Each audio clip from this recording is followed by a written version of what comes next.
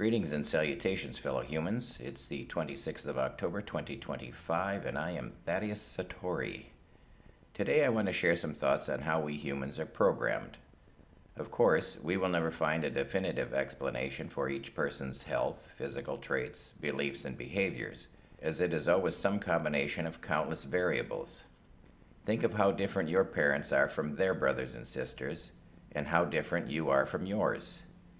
Siblings may share the same genes from the same parents, grow up in the same households and cultures, and yet all are unique in their own ways. As my grandfather might have said, it's a mighty complex situation. Near as we can tell, our programming begins shortly after Dad comes home drunk and randy. Oh, wait a minute, that probably doesn't apply to everyone. Anyway, when you're in the womb, the blood that is circulating through your mother is also circulating through you. So if your mother is under a lot of stress, the hormones that her body secretes naturally affect your development. Thus, you may grow up with some stress disorder that began well before you were even born. If your mother is pregnant with you during times of famine, your body may learn to be stingy with calories. So later in life, when there is abundance, you are more likely to develop obesity or diabetes. Environmental programming begins as soon as we have an environment, and that's where the turning on and off of genes begins. But while you may have a gene that predisposes you to this or that malady, it doesn't necessarily mean that you will get it. For example, women who have the gene that inclines them toward breast cancer may not actually develop breast cancer, and vice versa.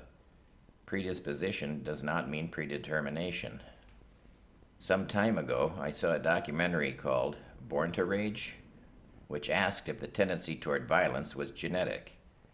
It looked at a variety of people, including MMA fighters, bikers, former gang members, and Buddhist monks, to see if there was a correlation between having the so-called warrior gene and violent behavior.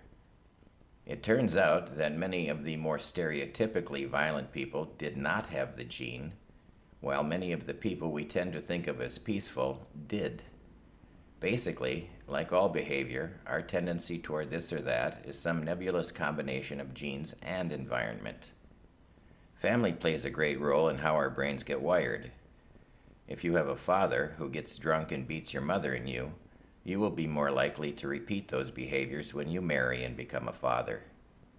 If your parents put you in a crib and let you cry yourself to sleep, your interpretation of the world will be quite different from the infant who is constantly cuddled and sleeps with his or her parents. If you are being raised by the driver, the cook, and the nanny, and your parents value money and status above all, your idea of success will be much different from those who are raised by parents offering lots of love and attention and are supportive of their kids' artistic abilities. Culture is another huge factor in our programming. I have lived in places where punctuality is very important and in others where it's not. In some parts of the world, women can go to the beach topless, while in others, they have to wear black gowns from head to toe, even at the beach.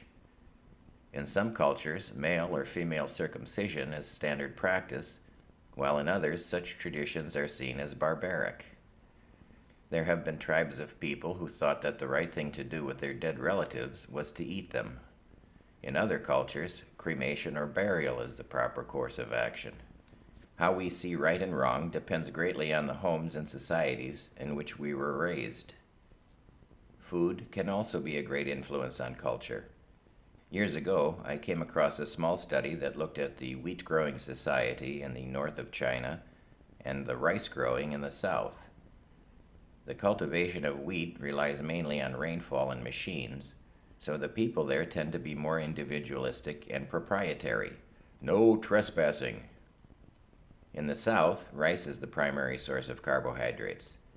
Its cultivation is very labor intensive, and you have to walk across other people's paddies to get to yours. The planting, irrigation, and harvesting need to be coordinated, and this requires that people work together and share in all aspects. Thus, the people tend to be very communal. I think that religion is a subset of both family and culture. If you are born into a Christian family and society, Christianity and its beliefs and rituals will be passed on to you. If you are born and raised in India, then you are more likely to be a Hindu. In Saudi Arabia, a Muslim. In Israel, a Jew. And in Sri Lanka, a Buddhist. We don't choose our religions, we are programmed into them by family and culture. A side note on religion. Years ago, I was staying on a small tropical island, and I encountered two very nice and friendly young men from Greece. Within 5 minutes of chatting, however, they were telling me how much they hated the Turks. Naturally, I asked them why. They explained that 300 years ago, the Turks had killed a bunch of Greeks. I thought, God damn, now that's holding a grudge. Clearly, the hatred had been passed on from generation to generation. Later, I thought of how my country, not so long ago, had dropped millions of tons of bombs on Laos, and yet I, an American, could still go there and be welcomed. Why didn't they hate me? Was it their Buddhism? Then I began to wonder why the three Abrahamic religions from the Middle East were so damn violent and punitive. This led me to question why religions in general were so different. I didn't understand until I came across what I thought was a very sound explanation by a Stanford professor named Robert Sapolsky. Basically, he said that if you live in a rainforest, you tend to worship the spirits of the jungle, the things around you. If you are an agriculturalist, you worship the things related to the raising of crops, the sun, the moon, the rain, the seasons. In both of these cases, no one can walk off with your forest or land in the middle of the night. But if your life is dependent on the herding of animals, other people can steal your shit. Because of the harshness of life in the Middle East, their gods were at once welcoming to the strangers, but also extremely angry, vengeful, and violent. If someone stole your herd, your livelihood, he would pay dearly for it, either in this life or the next. These wide variations in worship finally make sense to me. The good news is, with awareness, attention, effort, time, and patience, we can reprogram ourselves to be better. Growing up, I was programmed to lose my temper at the slightest provocation. Anger was a knee-jerk reaction. But I vowed to myself in my 20s that I would not be my father. I didn't like it in him, I didn't like it in me, I didn't like it in anyone. But by constantly working on it, I have managed to bring my anger down from hours or even years to just 1 or 2 seconds.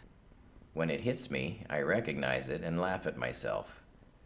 I don't know that I will ever be completely rid of this particular programming. That shit seems to be in my DNA. But I certainly have come a long way. The Buddha advised that the first step is to be aware of our thoughts, because with our thoughts, we make the world. What kind of world do you want to live in? What kind of world do you want to leave for your children and grandchildren? Take some time to ponder your thoughts and actions. Keep the ones that are beneficial and work on losing those that aren't. It's a long and winding road, but over time, we can improve ourselves, and by extension, the world. That's all I've got for now. Take good care of yourself and those around you.